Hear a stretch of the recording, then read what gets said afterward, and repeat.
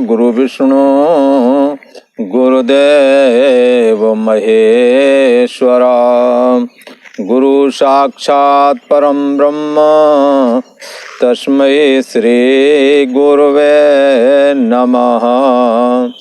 ओम सद्गुरुदेवाय नमः। योगेश्वर श्री कृष्ण भगवान की जय। पूर्व का प्रसंग है कर्म योग और सांख्य योगी के विषय में भगवान तुलनात्मक ढंग से वर्णन कर रहे हैं।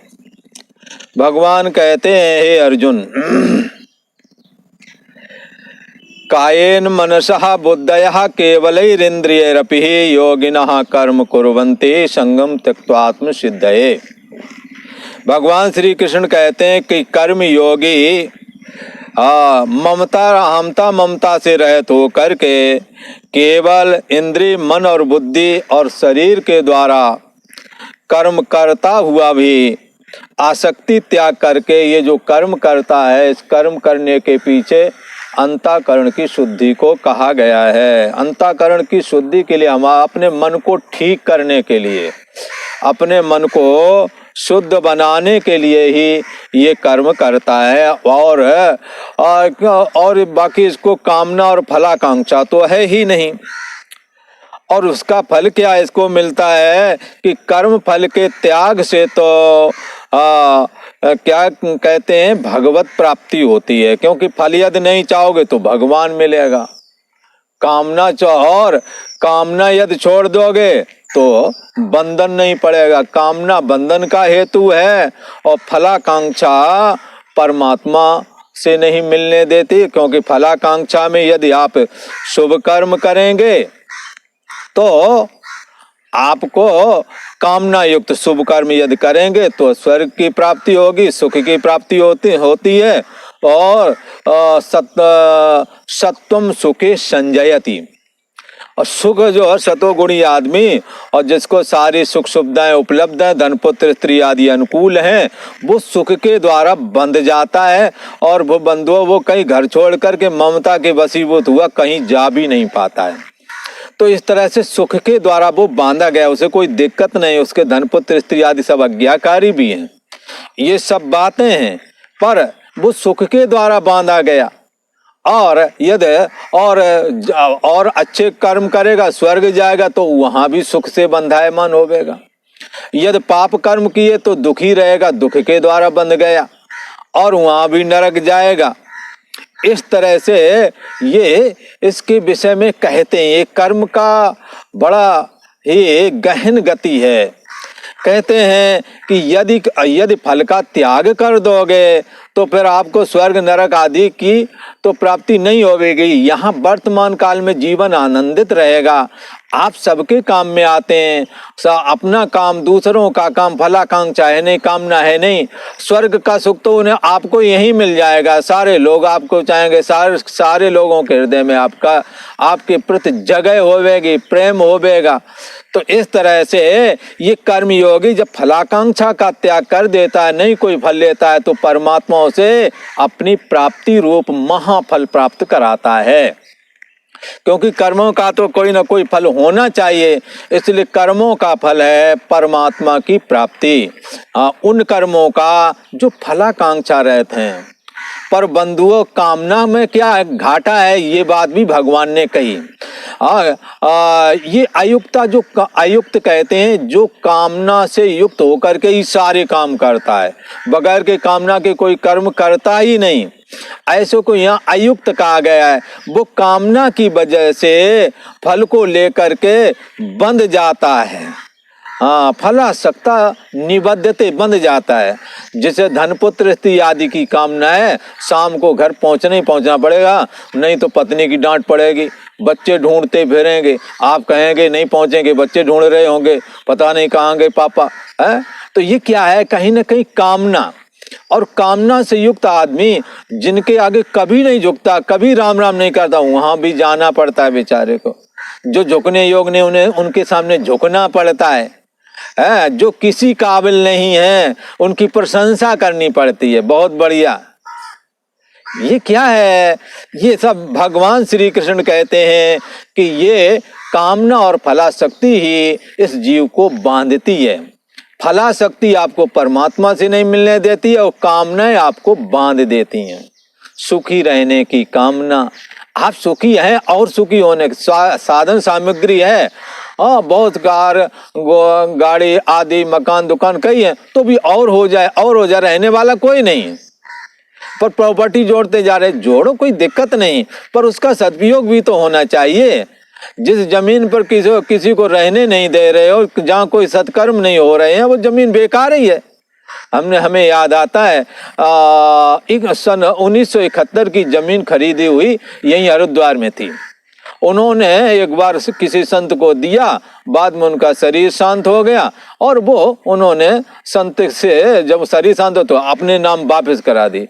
अभी तक उसमें कोई कार्य नहीं हुआ, पता लगा उस पर कब्जा दूसरे ने कर लिया। जिस जमीन पर आप न इस्तेमाल करते हैं, न किसी को करने देते हैं, न धर्म कर्म आप करते हैं, न करने देते हैं, उसमें बंदो वो जमीन आपका त्याग कर देगी।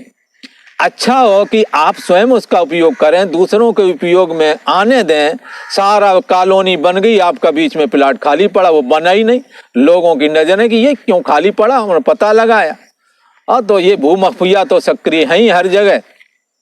खैर, तो क्या है, इसी तरह से आपके पास धन कामना आदि धन है और सुख साधन, सुख के जो साधन है, गाड़ी आदि मकान दुकान आदि, आपके पास कोई अधिकार है, इनका सदुपयोग कर लोगे, ये आगे भी बने रहेंगे, वरना आपका अधिकार भी आपके यहाँ से जाएगा।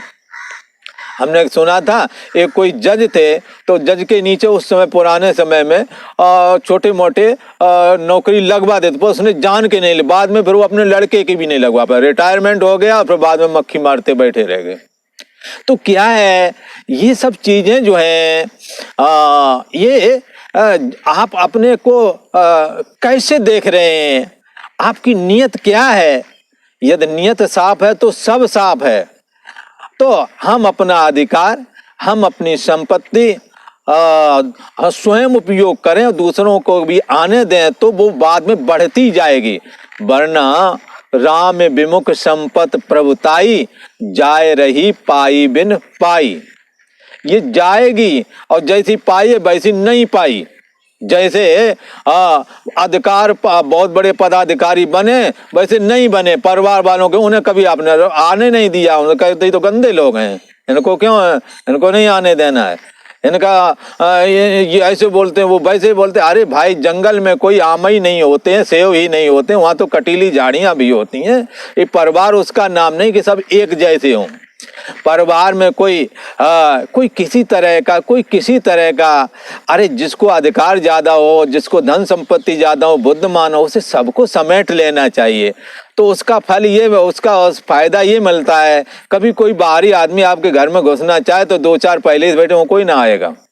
वरना बड़े बड़े बलवा दंगा आदि होते हैं, उनमें अकेले बैठे हुए कोई है नहीं और पकड़ के राम राम कर दिया। खैर, वो विषय अलग है।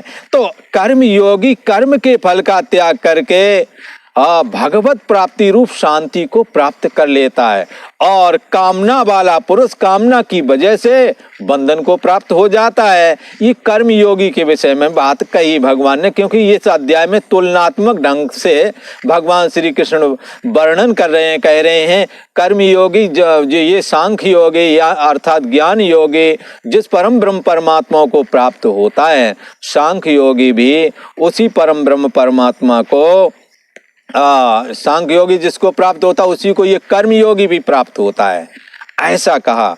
इसलिए और ये सांख्य योगी करता कैसे चिंतन, इसका भी अपना एक विचार किस तरह से करता है। तो उसके लिए कहते हैं, सर्व कर्माणि मनसा संन्यस्यास्ते सुखम वसी, नौ द्वारे पुरे देहि नैव कुर्वन्न कार्यति। अंतःकरण को बस में कर लिया है, मन से समस्त कर्मों का त्याग कर दिया है, शरीर से नहीं मन से, मैं नहीं कुछ करता। हाँ, और बैठ गए आराम से, थोड़ी देर के लिए जब बैठ गए और चिंतन कर रहे तो मैं कुछ भी नहीं करता ऐसा धारण कर लिया, न मैं कुछ करता हूँ न मैं कुछ करवाता हूँ, ये दैव योग से ही सारे कार्य हो भी रहे हैं। और आप देखें कि कैसे आपके माता पिता ने पढ़ाया लिखाया और कैसे कैसे जॉब पकड़ी, कैसे कैसे विवाह के, कैसे कैसे बच्चे हो गए, कैसे कैसे मकान बनाया। ये आपको ऐसा लगेगा किसी पूर्व नियोजित ढंग से ये सब होता चला गया। तो ये सब होता है तो सांख्य योगी तो ऐसा विचार कर लेता कि ये सब हो रहा है, परमात्मा करा रहा है अथवा प्रारब्ध बस ये सब हो रहा है। और फिर क्या करता है, इस 9 दरवाजे वाले शरीर में आनंद पूर्वक अपने जो बुद्धि देश का साक्षी हो उसमें आत्मसंस्तम, उसमें अपनी आत्मा को अपने मन को स्थित करके मैं आत्मा हूँ, मैं ब्रह्म हूँ, ऐसा सुख पूर्वक परमात्मा में स्थित हो जाता है। तो ये तो स्थिति उसकी है, किसकी? सांख्य योगी की। तो सांख्य योगी और कर्म योगी की इस तरह से तुलनात्मक ढंग से वर्णन किया गया है। और ये लोगों ने कहा मैंने किया मैं भोगूंगा, तो बोले ये सब कहाँ है? अरे भाई तुमने किया तुम भोगो, ये तुम्हारे मन में कर्तापन की वजह से लगता है, ना कि तुम कुछ करते हो। सांख्य योगी ऐसा विचारता है कि परमात्मा किसी को कुछ नहीं करता, आप जैसा करते हो स्वाभाविक ही वैसे फल प्राप्त हो जाते हैं। जैसे आपने मक्का बोई तो उसका स्वाभाविक जो फल है वो कोई आम थोड़ी आएंगे, उसमें मक्का ही आएगी जो मक्का बोया है, और आम यदि बोया तो आम ही आएगा। इसमें ईश्वर क्या करेगा? ईश्वर का तो ज्यादा मान है कि आम में मक्का लग जाए, मक्का में आम आ जाए, तो ऐसा तो होता नहीं है। ईश्वर करता है, आप जैसा करते हो उसके अनुसार वो निर्णय करता है, पर निर्णय आपका होता है, अपनी तरफ से नहीं। जैसे विद्यार्थी पास होता है तो लोग कहते हैं टीचर ने से मार्क्स दिए पास हो गया, पर सच्चे अर्थों में पास नहीं करता, पास स्वयं विद्यार्थी ही होता है, उसकी अपनी नॉलेज है। इसी प्रकार ये कर्तापन भोक्तापन मैंने किया, तो जैसा आप करेंगे आपका कर्म ही वैसा बनकर होकर प्रतीत होगा, केवल ईश्वर की मोहर बल लगती है। इसलिए ईश्वर तो कहता है, परम ब्रह्म परमात्मा भगवान श्री कृष्ण के विग्रह से बोल रहे हैं। क्या बोल रहे हैं? न कर्तृत्वं न कर्माणि लोकस्य सृजत प्रभो, न कर्म फल संयोगम स्वभावस्तु प्रवर्तते। कहते हैं ये परम ब्रह्म परमात्मा मनुष्यों के न तो कर्तापन की सृष्टि करता है। बताओ इसमें परमात्मा ने कर्तापन में क्या तुमने किया? आप खुद ही बोल रहे हैं। बोले ये बाग किसने लगाया? बोले हमने लगाया है। बोले ये कोठी किसने बनाई? बोले हमने बनाई। इसमें ईश्वर कहाँ कुछ कर? आप बोल रहे हैं। इसमें ईश्वर का क्या हाथ है? इसमें ईश्वर का कोई रोल नहीं, इसमें केवल रोल हमारा है। बोले ये लड़की है, अभी कुछ दिनों बाद विवाह हो जाएगा। बोले अच्छा, फिर किसी ने कहा ये हमारी पत्नी है, ये किसने बना दिया? भाई इसमें ईश्वर का क्या रोल है? तुमने विवाह किया, तुम कहते हो पत्नी, वो कहता है हमारा पति है। ये संबंध हमने बनाया, तो कौन इसे हटाएगा? संबंध को हटाना ना चाहिए। पर ये एक बात बता रहा हूं कि यदि हटाना चाहे, इससे हटना चाहे तो क्या उपाय है? तो आपके मन ने स्वीकारा है कि ये हमारी पत्नी है, हमारा पति है। आप ही मन से इस बात को स्वीकार कर सकते हैं, ना मैं किसी का पति, ना कोई किसी की पत्नी है। तो क्या है, ये सब मन में बना हुआ है। इसलिए यदि हमने ये जो कर्तापन है और जितने भी संबंध हैं ये सब मन में हैं, और जो परमात्मा इन संबंधों और कर्तापन से रहित है। इसलिए यदि हमें उस परमात्मा में प्रवेश करना है तो इन संबंधों को और कर्तापन को छोड़ना पड़ेगा। कोई कहेगा छोड़ के कहाँ भाग जाएंगे? अरे भाई भागना नहीं, केवल मन से स्वीकार है, मन से ही इस बात को नकार लो, काम करते रहो, काम करने में कोई बुराई नहीं। भला तो जैसे कई बार रिटायरमेंट आदमी भी बुला लिए जाते हैं, पर वो अपने मन में जानते हैं मैं कोई नौकरी बोकरी नहीं करता हूँ, थोड़े समय के लिए आया हूँ। तो ऐसे ही आप जैसे आपने स्वीकार है वैसे आप ऐसा भी मान लें कि मैं किसी का पति या पत्नी नहीं हूँ, ठीक है, और काम वैसे ही करते रहो तो क्या बुराई है? तो यहाँ अंदर से कर्तापन और संबंध बाधित हो जाएंगे, काम सारे चलेंगे। यदि ऐसा कर सके तो आप परमात्मा में लीन होने के योग बन जाएंगे, क्योंकि आपका मन जब कर्तापन और इन संबंधों से ग्रसित होता है तब ये मन जो है परमात्मा में प्रवेश के काबिल नहीं रह जाता है, क्योंकि कर्तापन और संबंध आदि होने की वजह से ये मन राग द्वेष से दूषित हो जाता है, पाप पुण्य से दूषित हो जाता है। परम ब्रह्म परमात्मा में ये सब है नहीं। परम ब्रह्म परमात्मा में प्रवेश करने के लिए तो हमें मन को सम होना मांगता है। ये हमारा मन सम होना चाहिए, ना उसमें राग होना चाहिए, ना उसमें द्वेष होना चाहिए, ना कोई संबंध आदि होना चाहिए। क्या? संस्कार संबंध का पास में तो रहिए, जब तक जीना है तब तक सीना है, रहोगे तब तक सब धन पुत्र स्त्री आदि में ही रहना पड़ेगा, पति पत्नी के रूप में ही रहना पड़ेगा। भला सन्यासी जब घर छोड़ा था तो क्या कोई अकेला थोड़ी बैठा रहता, उसके भी गुरु भाई होते, गुरु बहनें आदि हैं। संबंध तो चलते हैं, पर संबंध को निभाते हुए। और एक ये ज्ञान गीता का कि आप किसी के न पति है, न पत्नी है, न भाई है, न बंधु है, अकेले आए अकेले जाएंगे, सारा कार्य करना है। और ये दुर्लभ ज्ञान जो गीता का, ये धारण करना है। गीता तो ये कहना चाहती है आप परमात्मा से आए हैं और संबंध बना करके विषम हो गए, समरूप परमात्मा से आप आए हैं और विषम हो गए। आप ऐसा करें, जगत के कार्य भी सारे करें, धन पुत्र स्त्री आदि का भी उपयोग करें, और ये दुर्लभ गीता का ज्ञान धारण करके इनसे रहितपना भी धारण करें, तो आपका मन सम बना रहेगा। जब शरीर शांत होगा तो परमात्मा में लीन हो जाओगे, मुक्त हो जाओगे। इस करके ये दुर्लभ रहस्य गीता बताना चाहते, किसी को अलग करने का अभिप्राय नहीं, सारे कार्य व्यवहार के वैसे ही करते रहो, केवल अंदर से आसक्ति तोड़नी है, केवल मन से कर्तापन को बाधित करना है, ऐसा कहा। तो अब भगवान श्री कृष्ण कहते हैं न कर्तृत्वम न कर्माणि। ये परम ब्रह्म परमात्मा, ये ईश्वर, ये जगत का ईश्वर, प्रभु लोकस्य, ये परम ब्रह्म परमात्मा, लोकस्य न कर्तृत्वम न कर्माणि न कर्म फल संयोगम सृजति। ये मनुष्यों के ना तो कर्तापन का सृजन करता है, कर्तापन ईश्वर नहीं बनाता, ये हम और आप बनाते हैं, संबंध हम और आप बनाते हैं। और न कर्तापन की सृष्टि रचता है और ना ही कर्मों की। तुम कौन कर्म करोगे, ये कोई ईश्वर ने बताया है जो आप कर रहे हैं, आपके मन में जो आया वो कर रहे हो। इसलिए ना तो कर्तापन की सृष्टि ईश्वर ने की है, संरचना, सृष्टि का मतलब रचना, मनुष्यों के न तो कर्तापन की रचना भगवान ने की, न कर्मों की रचना की, न कर्म फल संयोगम, जो कर्म करते हो उसका जो फल आता है वो भी ईश्वर ने नहीं बनाया। ये ऐसे ही नहीं बनाया जैसे विद्यार्थी ना लिख के आए फिर वो टीचर लोग उसे पास कर दें, तब तो माने कि टीचर पास करता टीचर फेल करता, पर जो लिखेगा वही पास होगा।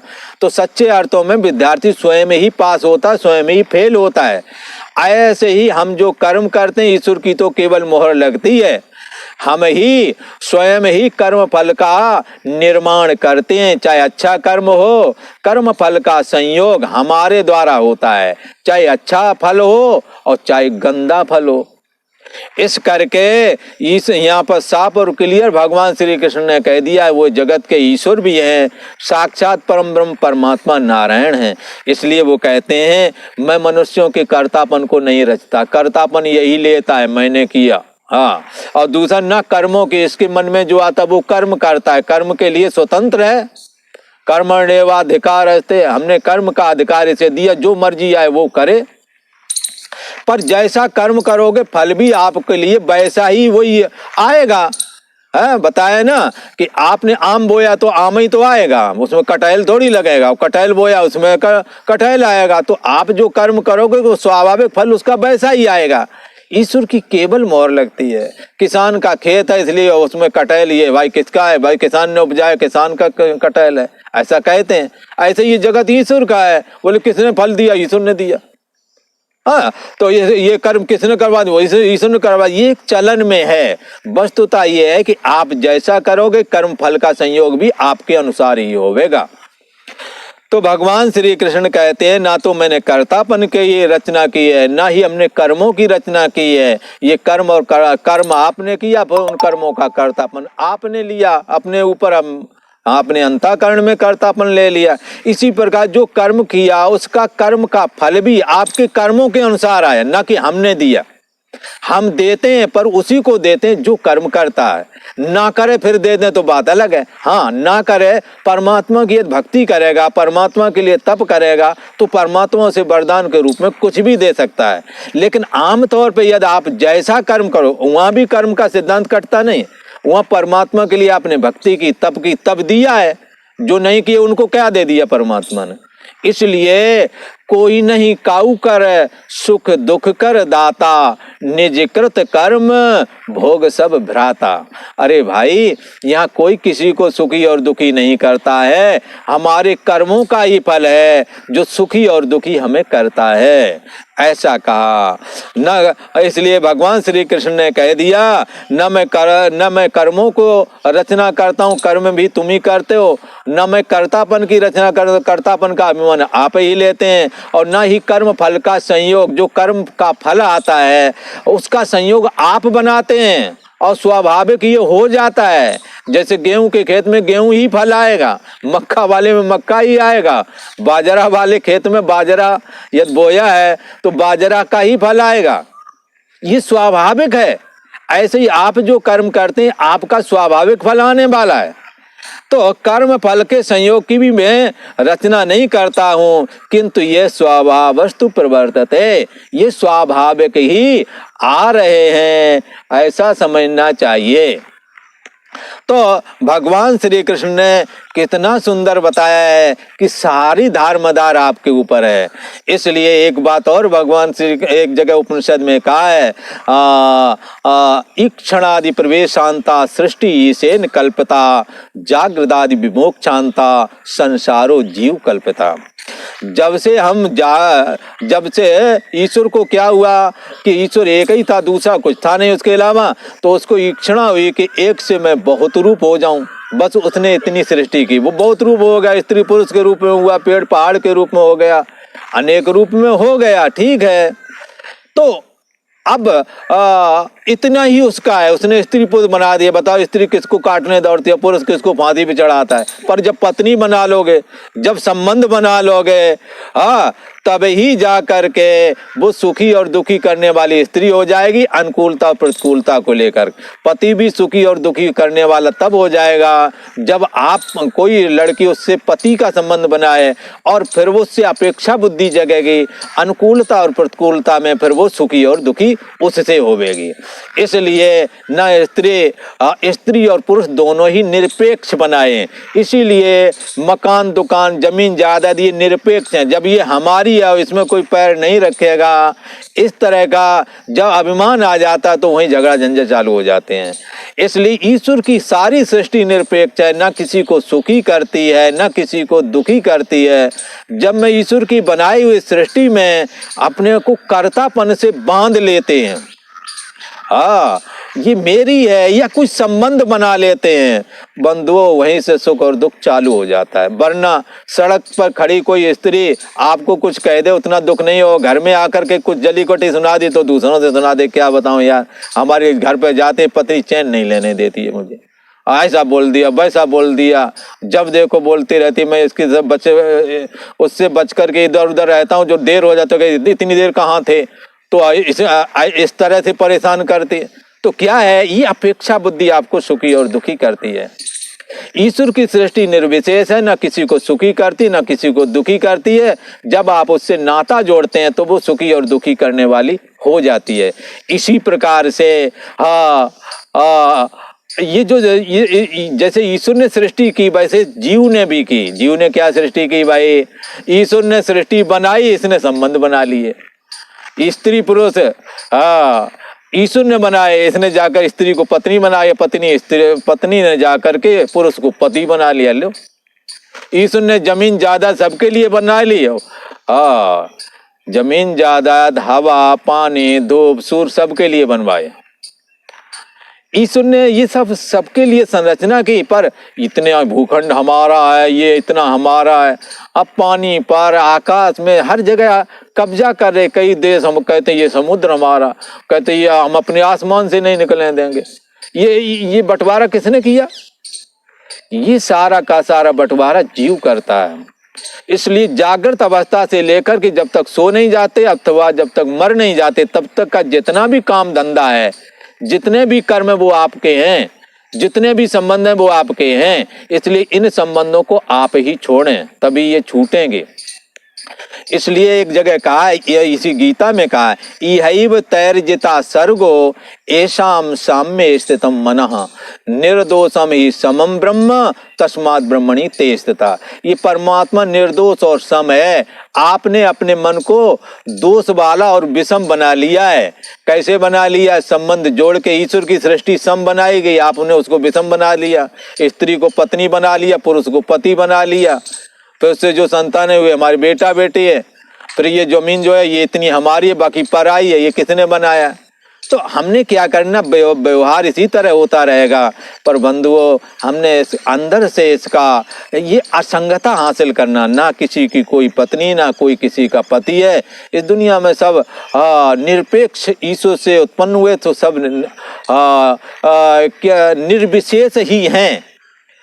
न इनमें न ये सुखी करने वाले हैं और न ये दुखी करने वाले हैं। हमारे संबंध ही सुखी और दुखी करते हैं। हम इन संबंधों को हटाकर के सम बन जाएं। निर्दोषम ही समम ब्रह्म तस्मात् ब्रह्मणि ते स्थिता। अगर हम अपने को सम बना सकें तो निर्दोष परम ब्रह्म परमात्मा में हम लीन हो जाएंगे। परमात्मा की भक्ति के द्वारा ज्ञान वैराग संपादन करके केवल मन को सम बनाना है और सम परमात्मा सम रूप परम ब्रह्म परमात्मा में लीन हो जाता है। क्योंकि परम ब्रह्म परमात्मा सम है और मन सम बना लिया तो उसमें लीन हो जाता है, अर्थात परमात्मा में की प्राप्ति हो जाती है, कैवल्य निर्वाण सिद्ध हो जाता है। इसी का नाम मुक्ति है। और आज इतना ही। ओम शांति ही शांति ही शांति।